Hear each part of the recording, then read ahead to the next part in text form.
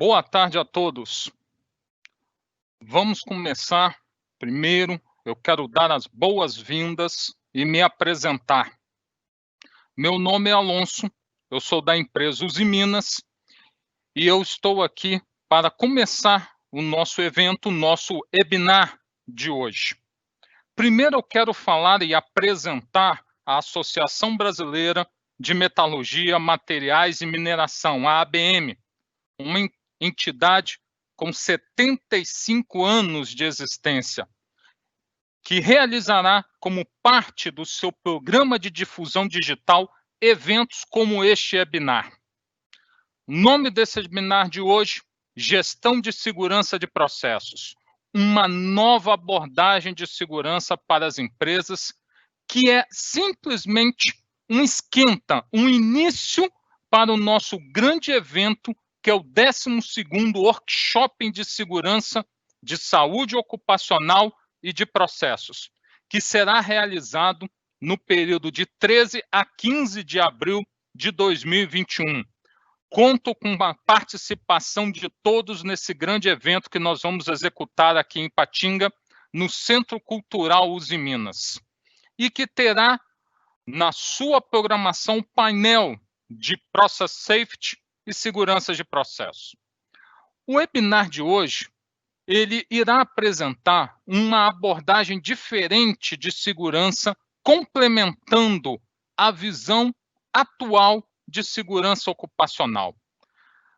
Após esse evento, será enviada uma pesquisa de satisfação, que é muito importante que todos respondam. Ela servirá para o aperfeiçoamento dos nossos produtos e serviços. Agradecemos a presença de todos e vamos dar início ao nosso webinar, Gestão de Segurança de Processos, uma nova abordagem de segurança para as empresas. Hoje, eu tenho a satisfação de apresentar o palestrante Eduardo Barbosa de Almeida, especialista de segurança do processo, sênior do Grupo Usiminas, profissional com grande experiência em empresas de grande porte, na área de segurança do trabalho, como também na área de segurança de processos. Introdutor de um conceito de segurança de processos na indústria siderúrgica brasileira. Um membro participante da World Steel, com uma formação sólida como engenheiro mecânico, auditor líder em qualidade, em meio ambiente e segurança do trabalho, nas suas diversas certificações ISO 9000, ISO 14001, OHS 18001 e a ISO 45001, além de uma capacitação na ISO 31000. Várias especializações que eu posso aqui destacar algumas: supervisor de radioproteção, higiene ocupacional, meio ambiente pela PUC de Minas Gerais, ergonomia pela Ergo de Minas e segurança de processos industriais pela PUC do Rio de Janeiro e pelo Senai, além de proprietário do canal Dr. Safety do YouTube. Nossa palestra terá uma duração de 40 minutos. Por favor, Eduardo, as suas considerações. Primeiramente, obrigado, aí agradeço à ABM, agradeço aos Usiminas por permitir, que eu esteja aqui com vocês apresentando esse tema. É um tema que é relativamente novo para a maioria das indústrias, começou na indústria química e petroquímica e agora ele está sendo disseminado para as demais empresas. Então, é um tema que eu acho que a gente vai agregar valor, e convido a todos aí a participarem através do Perguntas e Respostas. Nós vamos ter um tempinho aí no final também para responder algumas perguntas. Obrigado, Alonso, obrigado ao Leal aí pela oportunidade, pessoal da ABM. Inclusive, é um ponto que eu gostaria de elogiar bastante, e destacar esse workshop da ABM, que infelizmente esse ano, pela pandemia, não pôde ser realizado, seria o 12º, e eu tenho o privilégio de ter participado dos 11 anteriores, Desde o primeiro eu estou participando aí junto com a equipe, sempre com muita qualidade aí os workshops que foram promovidos. Espero estar também no próximo, né, no 12º. Então, vamos lá, gente. Acho que o primeiro ponto importante, né, a gente entender um pouco o que é segurança de processo. Então, a segurança de processo ela é uma mistura de habilidades de engenharia, operações e gestão focada na prevenção de acidentes catastróficos, particularmente os colapsos estruturais, as explosões, os incêndios, que estão muito associados, na maior parte das vezes, à liberação de substâncias tóxicas, perda de contenção, né, que seriam os vazamentos, de energia ou substâncias perigosas, como, por exemplo, gases tóxicos, inflamáveis, metais fundidos e outros produtos químicos. Esses riscos eles são muito característicos das indústrias de processos, né, mas a gente percebe que a cada dia mais a gente tem identificado situações em que se aplica também nas demais indústrias.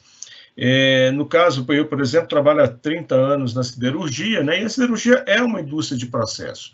Então, a gente percebe que a gente pode ganhar muito em termos de conhecimento e controle dos riscos aplicando as técnicas e as práticas de segurança de processo. As empresas, durante muitos anos, né, acho que desde a década de 70, vêm evoluindo de uma forma muito positiva no que tange a segurança do trabalho, né, a cultura de segurança do trabalho. Mas essa visão, né, que é importantíssima e a gente não pode abrir mão dela em momento algum, ela está focada em eventos de alta frequência e baixa gravidade. A segurança ocupacional ela tem um foco muito na atividade, na interação entre o profissional, entre o empregado e o processo, e a máquina, né? Então, ali, se existe uma atividade ocorrendo com a presença humana, as ferramentas, as técnicas, né, de segurança do trabalho serão eficazes, né? E a gente tem aí um indicador que é muito utilizado, por exemplo, a taxa de frequência de acidentes, que as melhores marcas, né, as empresas que a gente poderia falar que são de padrão mundial, giram em torno de 1 acidente por 1 milhão de horas trabalhada. Quando a gente olha em termos de segurança de processo, isso é uma frequência altíssima, né? Um acidente de processo ele é muito raro, ele é muito pouco provável de acontecer.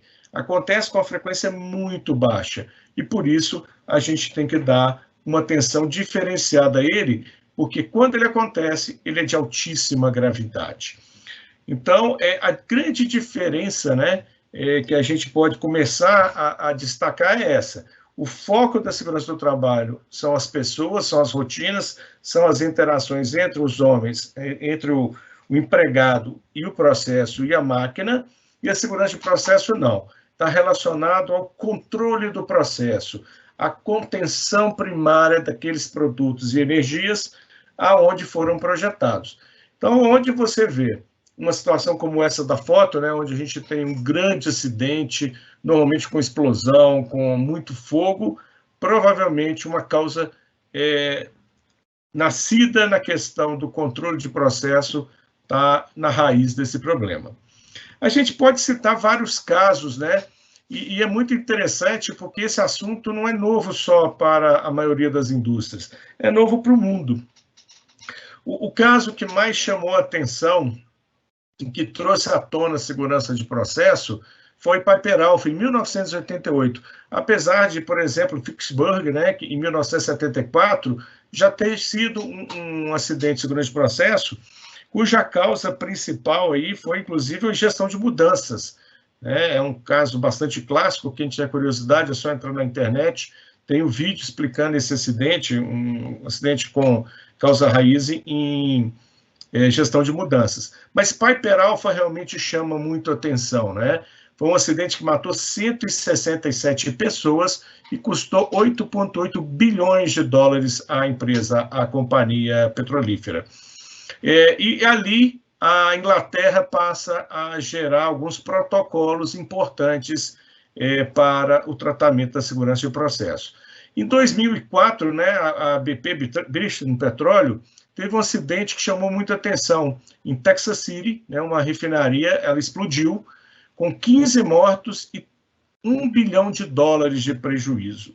É importante ressaltar que, normalmente, né, os acidentes de processo, além de grandes severidade para as pessoas, né, muitas mortes, ele também tem uma severidade muito grande no impacto em cima das organizações. E aí, recentemente, né, talvez seja um dos acidentes que chamaram muito atenção, não só pelo acidente em si, mas pelo tempo que ele ficou acontecendo, porque houve um vazamento de petróleo que durou cerca de 90 dias no Golfo do México, o acidente Deepwater Horizon, que inclusive é documentado num filme com esse nome, né, Horizonte Profundo, é muito interessante, vale a pena assistir, depois eu vou comentar um pouco mais. Ele teve 11 fatalidades durante o acidente e 42 bilhões de dólares de prejuízo.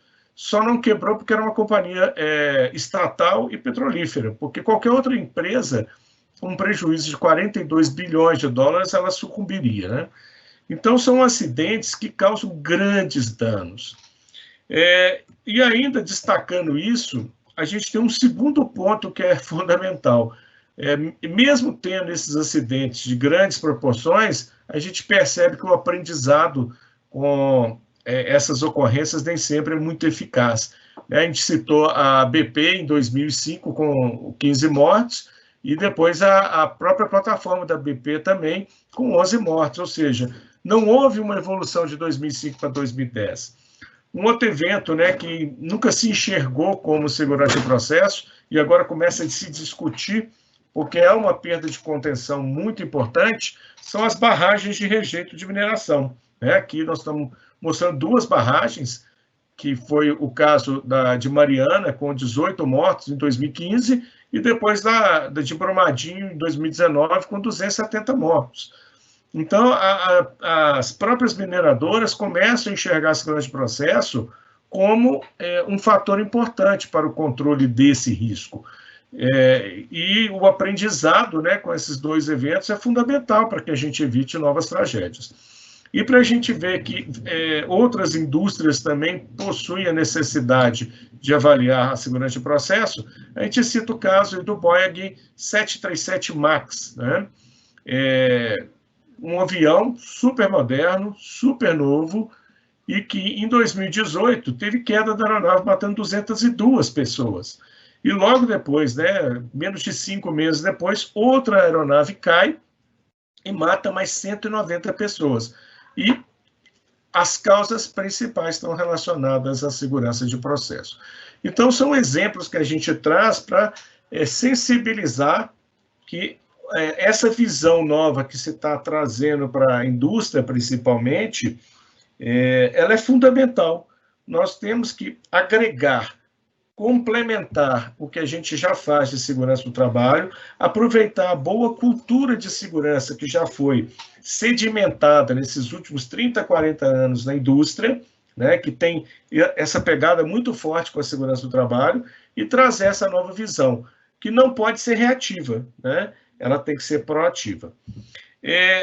Como todo sistema de gestão, né, existe uma base, né, um modelo de gestão que nesse caso aqui, é um modelo do CCPS, que é o Center for Chemical Process Safety. O CCPS é talvez hoje a instituição mais respeitada em segurança de trabalho do mundo, é um centro de discussão tecnológica associada à Associação Americana de Engenheiros Químicos. Várias indústrias brasileiras têm se associado, a Uzi Minas, inclusive, é uma empresa associada ao CCPS, não é possível associar pessoa física, só pessoa jurídica, e o CCPS talvez hoje seja o grande fomentador da parte técnica, com muita literatura disponível de altíssima qualidade. Então, depois, quem quiser visitar o site do CCPS, tem muita coisa boa lá. E ele define, né, um modelo de gestão que tem 4 bases importantíssimas e 20 pilares que sustentam, né, essa gestão da segurança de processo. Quando a gente compara isso, por exemplo, com a ISO 45000, com a 9000, com a 18000 ou com a 14000 de meio ambiente, a gente vai ver que são muito similares os pilares, né? Não tem muita diferença entre o que cada modelo de gestão define de um para o outro. O que muda, às vezes, é um pouco do conteúdo, um pouco da técnica que vai ser aplicada, porque são visões diferentes, né? E não só com a segurança do trabalho, a segurança de processo tem uma grande interação, mas com o meio ambiente também, porque muito dos acidentes de processo têm grandes impactos ambientais. Então, esse ponto também é muito relevante, né? Uma empresa que tem uma gestão integrada, ela tem que observar essa gestão desses riscos sob todos esses olhares. Então, eu não vou, aqui não é hoje, o objetivo não é aprofundar em cada um desses pilares, né? É só trazer alguns conceitos importantes, mas os 4 alicerces, né, que é o comprometimento com a segurança de processo, onde há uma demonstração da alta liderança, com a importância da gestão desses riscos, o entendimento dos riscos e perigos, né, conhecer bem o risco, conhecer bem como controlar esses riscos, fazer a gestão desses riscos, né? É um fato muito importante que os acidentes de processo, eles são de longa duração. Tem acidente, né, que a gente pode citar, por exemplo, Bhopal, na Índia, onde morreram 4.000 pessoas e mais de 200.000 pessoas contaminadas, afetadas. O acidente não ocorreu no dia do acidente em si, ele começou há mais de 5 anos antes, né, com a degradação das barreiras e a evolução gradativa daquele cenário. Então, a gestão do risco de processo ela é de longo prazo. A gente tem que observar e acompanhar e identificar a degradação das barreiras que foram introduzidas naquele processo para garantir sua segurança. E, por fim, o aprendizado com a experiência, né? E aqui, na segurança de processo, ainda mais relevante ainda, a gente tem que aprender com principalmente o erro dos outros, porque a gente não pode esperar acontecer um acidente na planta que a gente trabalha para aprender. Então, se acontecer na planta dos outros, a gente tem que aproveitar essa experiência. E aí eu lembro, por exemplo, aquele acidente em Beirute, né, que assustou muita gente com a questão do amônio, né, nitrato de amônio, e que muita gente descobriu que tem esse produto armazenado. Então, o aprendizado daquele evento grandioso que matou muita gente, que assustou o mundo inteiro, é fundamental para que a gente faça a prevenção. Pois bem, eu vou trazer alguns conceitos que são muito característicos de segurança de processo, outros que são comuns, para que a gente possa entender de uma forma assim, mais fácil o que é complementar e o que é intrínseco à segurança de processo. E o primeiro conceito que é fundamental na segurança de processo é o que a gente chama de LOPC, ou perda da contenção primária, né? LOPC é uma sigla em inglês, Loss of Primary Containment, e em português a gente fala que é a perda de contenção primária.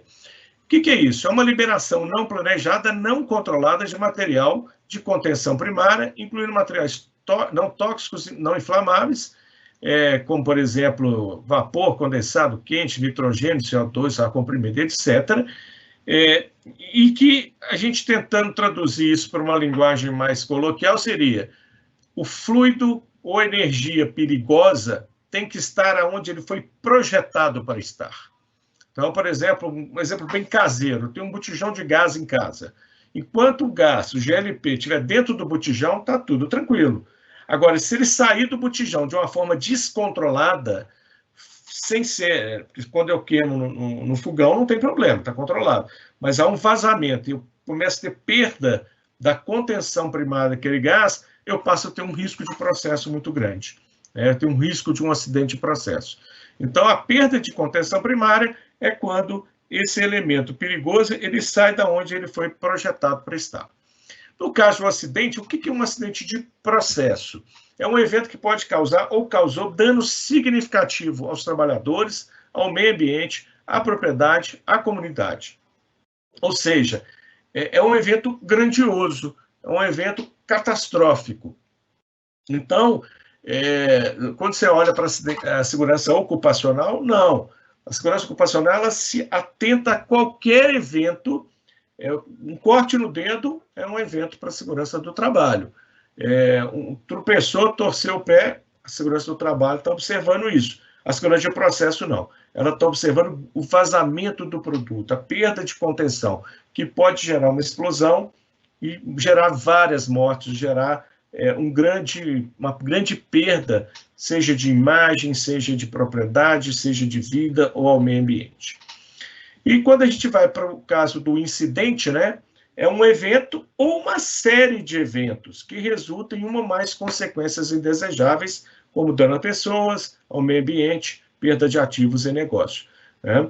Então, o evento incidental, né, ou pode ser uma sequência de eventos, no caso da segurança de processo, a gente tem que observar essa sequência de eventos. Ela é fundamental para que a gente consiga, né, em algum momento, estancar aquele evento e não torná-lo um acidente, não gerar a perda que a gente está evitando. Esses conceitos todos, gente, quem quiser consultá-los, eles estão no site do CCPS, dentro do glossário do CCPS, tá? Um outro conceito importante é a situação normal. É uma perturbação em um processo industrial no qual o sistema de controle básico do processo não consegue lidar. Eu tenho uma figura aqui no final que vai mostrar bem essa situação normal. Um outro conceito importante é o que a gente chama de ALARP. ALARP é uma sigla em inglês também que significa tão baixo quanto razoavelmente aplicável. Esse conceito é um conceito de que, em um determinado momento, os esforços para reduzir aquele risco, eles ficam tão grandes que não fazem sentido mais, porque um incremento de redução de risco que você introduz é muito pequeno. Você gasta muita energia para reduzir muito pouco o risco. Então, quando chega nesse nível em que o dispêndio energético de recursos para reduzir o risco já não está fazendo mais sentido, a gente entende que a gente está numa zona de ALARP, de tão baixo quanto razoavelmente exequível. E essa zona, ela varia, né? Com a mudança de tecnologia, você pode reduzir, você pode ter uma tecnologia nova que reduz o risco e vale a pena ser implantada. Então, o ALARP ele não é um conceito fixo, mas sim condicional a um cenário. Um conceito muito relevante e muito significativo para a segurança de processo e que também pode ser observado na segurança ocupacional é o conceito de barreira. O que é a barreira? É uma medida de controle ou um agrupamento de elementos de controle que, por si só, pode evitar que uma ameaça se transforme em um evento principal. Ou seja, barreira, né, quem já estudou o Riesel, né, o famoso queijo suíço, cada fatia do queijo suíço ele é uma barreira. Então, a gente usa esse conceito para falar que aquela fatia do queijo suíço, ou seja, aquele conjunto de dispositivos ou de procedimentos, ou de barreiras físicas mesmo, às vezes uma proteção, é uma barreira que vai ou parar um evento ou evitar que ele cause danos. E aí você pode ter a barreira preventiva ou a barreira mitigadora, né, que vai reduzir o tamanho do dano. Um outro conceito importante é o de desvio. O que é desvio? É uma condição de processo fora do limite de projeto estabelecido. Limites operacionais seguros ou procedimentos operacionais padrão. Aqui é muito importante a gente entender que um parâmetro fundamental para a segurança de processo são os parâmetros de projeto. Então, quando alguém projeta um equipamento, um processo, ele tem que definir claramente qual que é o padrão operacional de trabalho, qual que é o range aceitável, né? A faixa em que aquele indicador, que aquele parâmetro de processo pode trabalhar, considerado sua normalidade, a partir de que momento aquele parâmetro ele começa a ser um desvio, ou seja, está acima de uma condição desejada, e aqui, a partir de que momento aquele parâmetro ele passa a ser perigoso para o processo, ao ponto até de você ter que parar o processo ou ativar alguma das barreiras de segurança para retomar o controle do processo. No final, essa figura que eu comentei, ela vai dar uma noção boa disso que eu estou falando aqui para vocês. E o HIRA, né, que também é muito conhecido na área de segurança ocupacional, que significa identificação de perigos e análise de riscos, é um termo que abrange todas as atividades envolvidas na identificação de perigo e avaliação de risco das instalações. Evidentemente que em algumas situações a gente vai usar ferramentas de análise de risco diferentes da segurança ocupacional. Em outros casos, a gente vai usar ferramentas muito similares, né? A APP e a APR são muito parecidas, tem um foco um pouco, às vezes, diferente, mas a ferramenta em si e a técnica é exatamente a mesma. Mas, para a segurança de processo, a gente utiliza muito o RASOP, o RASID, a AQR, que é a análise quantitativa de riscos, né? As simulações CFD, outras ferramentas, como a árvore de falha. Tem uma ferramenta que é muito interessante, que é chamada Bowtie, que tem gente que utiliza também para análise de risco. No nosso caso, a gente utiliza ela mais para análise de acidente e para gestão de barreiras, que, inclusive, pode ser aplicada também na segurança ocupacional. E para finalizar os conceitos importantes que eu gostaria de trazer, para a gente aprofundar um pouco na questão das camadas de proteção, né, eu trago um conceito que chama camada de proteção independente. A camada de proteção, ou a barreira, que pode ser composta de um dispositivo, sistema ou ação, que é capaz de impedir que um cenário prossiga, né, essa barreira ela pode ter várias características. E quando a gente fala que a gente tem uma IPL, ou seja, uma camada de proteção independente, significa que essa barreira sozinha é capaz de conter todo o evento inicial. Ou seja, eu posso ter até mais de uma barreira no meu processo. Eu posso ter até mais de uma barreira para mitigar ou para evitar que um evento inicial gere um acidente.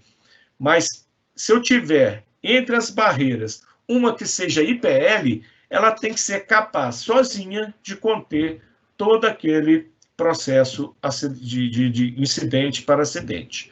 Então, uma barreira para ser considerada independente, uma camada de proteção independente, ela tem 7 critérios, 7 atributos que devem ser considerados. Ela tem que ser independente, ou seja, ela tem que funcionar independente da ação de qualquer outra barreira, ela tem que funcionar por si só, ela tem que ser funcional, ou seja, ela tem que estar disponível quando necessário, ela tem que ter integridade, ou seja, eu tenho que garantir que ela funcione 100% quando necessário, ela tem que ser confiável, né? Porque a maioria das vezes, esse é um conceito muito interessante, que a gente utiliza às vezes até pouco, né? Mas as barreiras de proteção, elas falham na demanda, porque normalmente elas ficam ali paradas, né? Vou pegar um exemplo, o airbag do carro, né? Que todo mundo hoje que tem carro a partir de 2014 tem airbag. O airbag está lá. Ele é uma barreira de proteção, uma barreira de proteção mitigadora, e ela está lá. Mas você não sabe se ela vai funcionar ou não. Ela vai funcionar quando demandada. E aí existe o conceito de falha na demanda. Então, você só vai saber se o airbag vai funcionar ou não no dia que você bater. E aí é um grande problema, né? Para ser uma camada independente, eu não posso esperar o evento acontecer para saber se ela vai funcionar ou não. Então, eu preciso que ela seja confiável, e isso tem requisitos para fazer. Ela tem que ser validada, né? Todos esses conceitos anteriores têm que ser validados, tem que ser mantido e tem que ser auditado. Então, para me considerar uma camada independente, tudo isso tem que, esses atributos têm que estar funcionando. Um atributo desses aí que é muito importante é exatamente essa questão da confiabilidade, né? Eu vou dar um outro exemplo de barreira, nesse caso preventiva, que é muito comum, que é o ABS dos carros. O ABS é uma barreira preventiva, e se você não percebeu isso, né? Passe a perceber. O dia que você liga o carro, aparece uma luz escrita ABS e ela fica acesa por um tempo. O que o carro está fazendo naquele momento? Ele está testando o ABS, né? Tem alguns veículos, inclusive, que essa luz só apaga depois que o carro anda, você aciona o freio a primeira vez. Ele está testando o sistema. Para quê? Para tornar o sistema confiável. Porque o ABS também, ele falha na demanda. Então, para garantir que ele não vai falhar na demanda, toda vez que você liga o carro, o sistema vai lá e faz um teste de funcionamento. Então, isso é muito importante. Esse conceito de testar as barreiras é fundamental. E aí, aqui tem uma figura que ela é muito interessante, a gente vai explorá-la um pouco mais, né? Essa figura, ela parece inicialmente um pouco complexa, mas a gente vai explorar principalmente... Deixa eu pegar o apontador laser aqui, que vai facilitar a minha vida. Então, a gente vai explorar principalmente... ela está em inglês, desculpa, peço desculpas, né? O que a gente chama as camadas de proteção. Então, vamos imaginar que um processo foi desenhado, né, para ter um certo controle. A gente pode pegar qualquer... vamos pegar um exemplo mais corriqueiro, que pode ter na maioria das empresas, uma caldeira. Tem uma caldeira lá para gerar vapor, para o meu processo industrial, ou para a minha lavanderia, ou para o meu restaurante, ou para o meu hospital, ou para o que quer que seja, né, para a piscina do clube, não interessa. Aquela caldeira, ela foi desenhada para que se tivesse um controle de processo. Ou seja, quem projetou definiu lá a pressão máxima de trabalho, a pressão máxima permissível, ele projetou as válvulas de alívio. Então, ele projeta vários sistemas de segurança para que temperatura máxima, fluxo máximo, nível da caldeira, para que aquele equipamento, ao longo da sua vida útil, funcione com a maior segurança possível. E não existe, gente, nenhum processo que seja assim fixo. Então, por exemplo, a temperatura de trabalho é 80 graus. Não, não é 80 graus, é 80 mais ou menos 10. Né? É um range de temperatura que você vai trabalhar naquele equipamento. Então, se eu definir lá, a temperatura de trabalho da minha caldeira é 110 mais ou menos 5, eu vou aceitar que ela trabalhe entre 105 e 115 graus. Então, essa variação do processo, dentro dessa zona que foi definida, é o que a gente considera de comportamento normal do equipamento. E quando ele estiver ali dentro daqueles parâmetros, daquela faixa definida, estabelecida, então pressão de trabalho, 110 kg por centímetro quadrado, mas eu aceito ali 10 kg para mais, 10 kg para menos. Uma caldeira de alta pressão. Então, dentro daquela faixa, eu vou estar aqui dentro dessa faixa verde, que é o processo controlado dentro da normalidade. A partir do momento em que um desses parâmetros que eu defini, ele extrapola essa faixa que eu chamo de normal, eu entro numa barreira que normalmente está associada à intervenção do operador, né? Então, eu tenho um operador que está acompanhando aquele processo, e na hora que aquele parâmetro de temperatura, a faixa era 95, 105, chegou a 106, vai soar um alarme e aquele operador vai ter que intervir. Ele vai intervir, vai conseguir controlar o processo e ele vai voltar para a normalidade. Tranquilo. Isso significa que a primeira camada de proteção, ou seja, a camada de controle do processo, através da intervenção do operador, funcionou. Segue a vida. No entanto, existem situações que o operador ou vai intervir, não vai conseguir sucesso, ou não vai intervir, ou a intervenção dele também pode conter algum erro na sua intervenção, e aí o parâmetro continua subindo.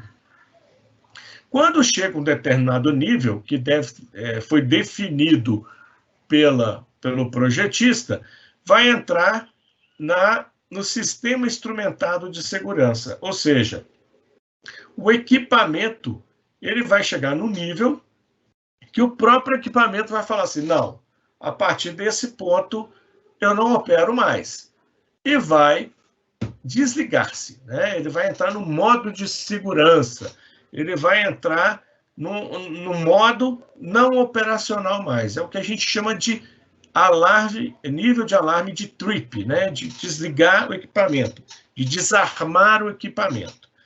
Quando isso ocorre e o parâmetro volta à sua normalidade, né? Chegar aqui na faixa verde, o operador vai restartar esse equipamento e vida que segue, continua operando. No entanto, nem sempre é suficiente, né? Pode ser que essa barreira, o problema que está sendo enfrentado naquele momento, esse trip só não seja o suficiente. E aí nós vamos atingir, né, a barrada de proteção ativa, que são as válvulas de alívio, né? Na caldeira tem, por exemplo, né, várias válvulas de alívio, ou os discos de ruptura. Ou seja, você tem um sistema que vai aliviar a pressão daquele sistema em decorrência de um parâmetro que fez a pressão subir ou cair a temperatura, e aí você já sai das barreiras preventivas. Você não conseguiu evitar a perda da contenção. Você teve que jogar para fora do equipamento, de alguma forma, aquela energia ou aquele produto perigoso. E isso é muito importante, porque você rompeu uma barreira importante entre o controle do processo e agora as medidas de mitigação. No carro, né, que eu citei, aqui seria o ABS, ou seja, você já não conseguiu mais controlar o carro e você bateu o carro, o airbag vai ter que funcionar. Se o airbag falhar, né, a válvula de alívio falhar, você vai ter que ter as medidas passivas, né, diques, barreiras, paredes, distanciamento, vai depender muito do cenário que você está lidando, mas você vai cair. E por último, né, quando tudo falhou, todas as camadas, todos os controles do processo que você tinha, até as medidas passivas falharam, você entra com um plano de resposta à emergência. Né? Aqui você vai tentar reduzir o estrago, tentar minimizar o dano através de evacuação de pessoas dos locais, através de medidas extremas, né, de combate a incêndio, de abafamento, no caso de uma plataforma de petróleo, o abandono daquela plataforma, de tal forma que você consiga controlar aquele evento e minimizar ao máximo o risco daquilo se tornar ainda pior o cenário, né? Exemplo lá de Macondo, por exemplo, quando explodiu a plataforma, o plano de emergência foi acionado, né? Quem assistiu o filme vai ver, tentaram salvar, várias pessoas se salvaram com alto grau de risco, mas o vazamento de petróleo lá no fundo do mar continuou por 90 dias. O plano de emergência ele perdurou por 90 dias até conseguir estancar o vazamento no fundo do mar, que seria um risco ambiental. Então, aqui a gente consegue enxergar, né, essa figura ela é muito interessante, que ela mostra, né, todos os níveis de camada. Em cada uma dessas camadas pode ter mais de uma barreira, né? Então, por exemplo, intervenção do operador, eu posso ter 2, 3 procedimentos, né, sequenciais. Faz isso, se não der certo, faz isso. Se não der certo, faz isso. Que, por exemplo, né, o Alonso tem uma experiência muito interessante da disciplina operacional de, inclusive, simular esses procedimentos. No segundo caso, no sistema instrumentado, eu posso ter mais de uma barreira. Eu posso ter 2, 3 sistemas em linha que vão, né? Se um falhar, o outro está ali, se o outro falhar, o outro aciona. E, lógico, quanto mais sistema eu tenho, quanto mais barreira eu tenho, é porque mais perigoso, maior risco o meu processo apresenta. Eu não vou gastar tanta barreira num processo que tem baixo risco. Então, quanto maior o risco, quanto mais perigoso for os produtos que eu lido, né? Radioativo, inflamável, tóxico, quanto maior esse perigo intrínseco dos processos, maior será o risco e mais barreiras eu vou precisar ter, tanto na parte de prevenção quanto na parte de mitigação. Uma usina nuclear, por exemplo, é um bom exemplo, né, disso aí. E para finalizar, né, a nossa webinar, eu trago aqui as conclusões, né? Então, a gente chama de SEPRO, né? Segurança de processo, ou o que o Alonso falando em PSM, que é Process Safety Management, o gerenciamento da segurança de processo, é a sigla em inglês. Ela nasceu na indústria química, em função de grandes catástrofes, né? Bhopal, Chernobyl, Seveso, Macondo. Quem tiver interesse, né? Todos esses acidentes têm na internet documentários sobre eles. Chernobyl tem um documentário muito interessante no HBO, quem for assinante pode ver. Recentemente lançaram agora o Challenger na Netflix. Eu comecei a assistir, tenho que terminar, muito interessante. É um documentário mostrando exatamente, e nesse caso, muito interessante a parte organizacional, o modelo decisório da NASA na época. Então, é muito interessante o documentário que está no Netflix da Challenger. Macondo tem o Deepwater Horizon, que é esse filme, né? E eu acho que vale realmente a pena aí, quem não assistiu, assistir. Um outro ponto importante é que ele complementa a visão da segurança ocupacional. A segurança de processo não veio para substituir a segurança ocupacional, não veio para concorrer, muito pelo contrário, veio para complementar, né? Tem aí uma sinergia muito grande, tem aí uma interação, uma integração muito grande. Então, é muito importante que se conheça e que se trabalhe essas duas áreas nas empresas. A segurança de processo, ela visa eventos de grande severidade, porém de baixa probabilidade. Por isso, né, ela, que é a última conclusão aqui, ela é imperiosamente preventiva. Nós não podemos esperar um evento de segurança de processo acontecer para atuar, né? Então, a abordagem de segurança de processo, ela tem que ser baseada em risco, ela tem que ser preventiva, ela tem que ser antecipadora. E pode ser aplicada em qualquer indústria que possua produtos e energias perigosas com potencial de causar grandes danos, né? Teve uma live que a gente até cita, pode ser usado em casa. Se você tem GLP em casa, se você tem gás tubulado em casa, você pode aplicar os conceitos de segurança de processo. Existe já uma vertente muito interessante na segurança de processo para a parte de energia elétrica, né? Olhando o curto-circuito como uma perda de contenção importante, e aí um trabalho de usar as ferramentas de segurança de processo com a visão de energia elétrica como sendo o produto perigoso.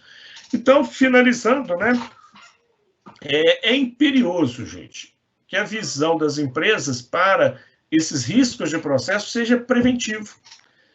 Não dá para esperar acontecer um evento para se trabalhar com isso. Se a empresa tem um produto perigoso, se a empresa tem um gás, um líquido inflamável, um ácido, uma base, e muito importante, às vezes o pó, né? Tem um caso muito interessante na internet, quem quiser consultar, chama Imperial Sugar, nos Estados Unidos. É uma indústria de açúcar, e essa empresa, ela explodiu. E ela explodiu por causa do açúcar. Então, o açúcar, ele gerou uma atmosfera explosiva, açúcar, isso explodiu. Essa explosão levantou uma quantidade grande de açúcar que estava depositado no chão por falta de housekeeping, né, de organização e limpeza, e a fábrica simplesmente foi destruída. Então, uma fábrica de açúcar é uma fábrica de açúcar. Isso já ouvi casos também com farinha de trigo. Então, os pós também são explosivos e às vezes não são nem pós combustíveis, são pós. Farinha de trigo é uma coisa que a gente usa no dia a dia. Então, essa é a conclusão, né? Temos que olhar pelo lado preventivo. Então, cumprindo aí o horário, 39 minutos agora, eu agradeço a oportunidade, né, de estar trazendo esse tipo de conhecimento, compartilhando um pouco dessa experiência. Eu tenho um canal na internet no YouTube chamado Dr. Safety. A gente já está com mais de 12 vídeos, todos falando de segurança, saúde, segurança ocupacional e de processo.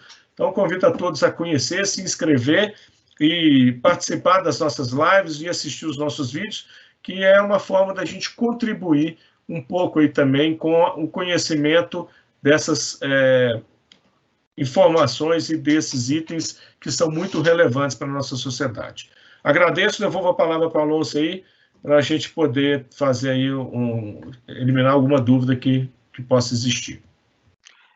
Eduardo, tem algumas perguntas aqui, eu sintetizei algumas perguntas, você comentou isso na sua explanação, mas tem uma sequência de perguntas aqui que fala o seguinte: nós temos a segurança ocupacional, que já é uma coisa que está institucionalizada nas empresas, e nós temos a segurança de processo que está chegando nesse momento. E muitos dos questionamentos que foram feitos aqui nessas perguntas é que fala uma frase que você colocou e eu gostaria que você explanasse mais sobre isso. Segurança de processo, ela é convergente ou divergente da segurança ocupacional nas organizações? Quando a gente fala em segurança, né, qualquer ação que seja em prol da segurança, ela vai ser convergente. O que muda é a forma de enxergar os riscos e os controles, né? Então, é muito importante que elas sejam convergentes exatamente para um controle que você coloca no processo não gere risco para as pessoas. Ou o contrário, né? Às vezes uma modificação que você faz em função de um evento que aconteceu, vamos dar um exemplo aqui, o cara foi acionar uma válvula e a válvula estava mal posicionada, o cara caiu e machucou. Aí você fala assim, então eu vou mudar aquela válvula de lugar. Opa, legal. Você vai mudar ela de lugar, você vai resolver o problema ocupacional. Mas na hora que você muda ela de lugar, você aumenta a perda de carga do processo, e aí um parâmetro de processo que é extremamente relevante e extremamente controlado, se perde o controle e se causa um acidente de processo. Então, essa visão convergente das duas áreas é fundamental. Né? Esse item que eu falei aqui, quando um acidente gera uma mudança, tem que se fazer uma gestão de mudança. E essa gestão de mudança tem que observar questões de processo e questões ocupacionais. Então, é extremamente convergente, são conhecimentos diferentes que devem ser adquiridos por profissionais para que eles possam fazer essa convergência, né? Tem que se tomar o cuidado, né? Eu sou engenheiro de segurança desde 96, e eu fiz a formação de segurança de processo, mas a gente tem um viés de segurança ocupacional. Então, a gente tem que tomar o cuidado de não distorcer os conceitos e as ferramentas de processo por causa do nosso viés de segurança ocupacional. Então, esse é o cuidado que o profissional de segurança do trabalho, de segurança ocupacional, de higiene ocupacional, tem que tomar quando ele resolve se apropriar das questões de segurança de processo. Mas é totalmente convergente e é fundamental que seja, Alonso. Ótimo, Eduardo. Vamos continuar. Tem outra pergunta extremamente interessante aqui. Uma questão. Se a empresa classifica ou não um evento de segurança de processo, está mudando a classificação, colocando um evento de segurança de processo, será que tem algum impacto sobre a sua imagem? Ou se gera alguma questão relacionada à parte de, assim, que se coloca governamental, jurídica, em relação a você classificar um evento com segurança de processos? Como que você vê isso? Primeiro, eu acho que essa classificação ela é importante até para que você direcione melhor as ações que você vai tomar e os métodos de análise, né, que podem ter alguma diferença quando você vai olhar para o processo e quando você vai olhar para um acidente ocupacional. O método ele pode influenciar na avaliação das causas. Eu acho que ele é totalmente interno da empresa. Você não tem que divulgar para fora se você classificou como processo ou como ocupacional. O que tange a legislação é quando afeta pessoas, né? Ou quando afeta o meio ambiente. Você tem legislações próprias, né? A Lei 81.12, né? Que é da Previdenciária, onde você vai emitir CAT ou não. Você vai estar olhando a lesão. Teve lesão, emite CAT ou não, faz a classificação lá. Isso é o que está mandando. No caso do meio ambiente, tem as leis de meio ambiente, você vai olhar lá, teve impacto? Comunica ou não comunica? A classificação, se é processo ou ocupacional, ela é interna. Eu acho que o que é positivo nela são dois pontos que são importantes nessa classificação. O primeiro é que, quando você classifica como processo, normalmente vai estar associado à perda de contenção primária de algum produto, os métodos de análise desse evento precisam ser ligeiramente ajustados para que você consiga chegar nas verdadeiras causas raízes, que é muito diferente da causa raiz do acidente ocupacional, né? A gente teve alguns eventos que a gente já discutiu, né, Alonso? E que a gente fez análise de segurança ocupacional chegou a boas causas raízes associadas à segurança ocupacional. Quando a gente faz a mesma análise do mesmo evento com as técnicas de segurança de processo, a gente identifica outras barreiras, outras situações que complementam a análise e te traz uma análise muito mais efetiva, né, que vai te trazer muito mais conhecimento e muito mais controle daquele evento.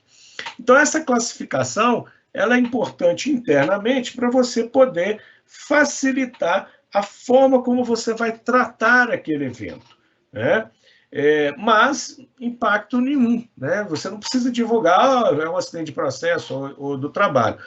O evento de processo, quando ele sai para fora da empresa, ele já vai ser altamente visível, né? Uma explosão, um dano muito grande. Você olha aí, por exemplo, a Beirute, qual que é a diferença eu falar que aquilo foi processo ou trabalho para a comunidade? O evento por si só já se comunica. Houve uma grande falha ali. Então, a meu ponto de vista, não é importante divulgar, mas é importante para que você canalize a energia correta para os eventos, canalize técnicas corretas, ajuda bastante. Ótimo. Eduardo, agora eu sintetizei um grupo de perguntas aqui em uma questão bem direta. Quero começar na minha organização a falar sobre segurança de processos. O que eu devo fazer inicialmente? Qual que é o passo inicial que eu devo dar? Sem dúvida, eu acho que um ponto importante é buscar um pouco de conhecimento, né? Aqui eu indico, estou até com ele aqui na mão, tem um livro do CCPS, que é um livro bastante interessante, ele está em português, então é uma literatura boa, está com um preço muito bom. Eu, se não me engano, paguei R$140 nesse livro, é um livro que tem uma gama de conhecimento muito boa, que vai te trazer uma noção, né, dos conceitos, o glossário dele é muito bom, dos conceitos de segurança de processo, para você começar a entender e começar a identificar na sua empresa aonde é passível de aplicar as técnicas de segurança de processo.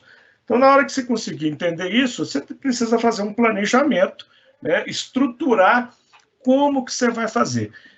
A gente brinca em segurança de processo, você tem que saber responder 3 perguntas. A primeira é, o que pode dar errado na minha empresa? Né? Está associada aos perigos e os riscos.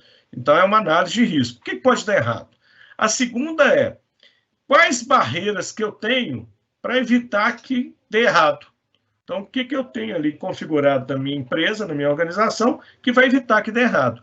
E a terceira é, essas barreiras estão ativas e são eficazes? Se você conseguir responder essas 3 perguntas, significa que você já tem alguma coisa de segurança de processo. Se não, você vai ter que buscar na literatura, né? E já existem no Brasil alguns cursos online e presenciais. Eu fiz o do Senai Security, muito bom, que vai te dar o conhecimento para você conseguir estruturar, né, essa análise de risco e começar a montar um sistema de gestão com foco na prevenção desses eventos.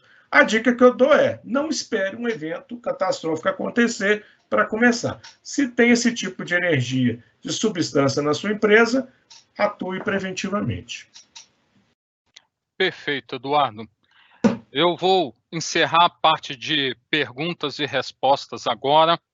Eu vou fazer esse encerramento agradecendo a todas as pessoas que participaram, agradecendo especialmente ao Eduardo, e eu quero agora chamar o Horacídio Leal Barbosa Filho, presidente executivo da ABM, para finalizar o nosso evento, por favor.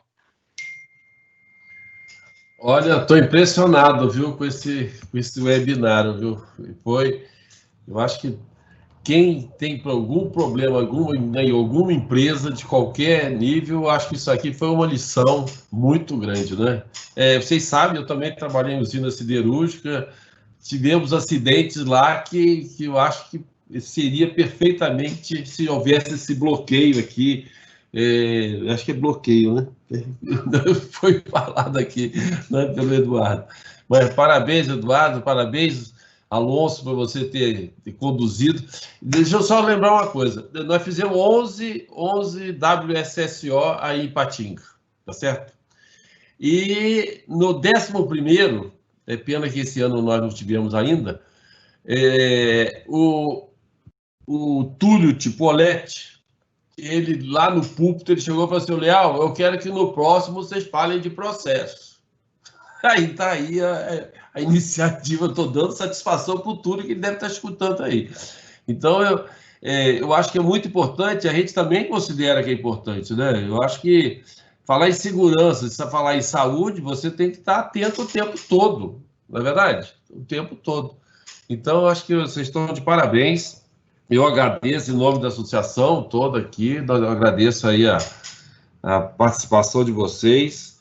E para encerrar, eu não podia deixar também aqui, eu falo com o Eduardo para tomar cuidado com o galinho dele lá em cima, que pode cair, tá certo? Né? Então eu posso aqui, ó, fazer um brinde com você.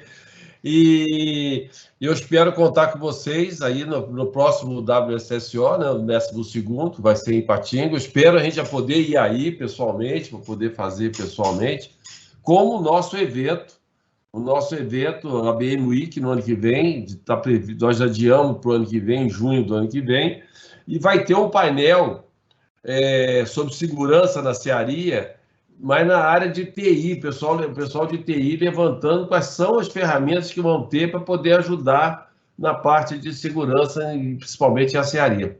Foi o pessoal da cearia que levantou esse case, que eu acho que vai ser importante para a gente aí também. A gente espera contar com vocês aí. Mas muito obrigado mais uma vez. Parabéns pela apresentação, pelas respostas muito claras. Né? E aí, Alonso, você tem aí, você tem um braço direito aqui, ó, sensacional, né, cara?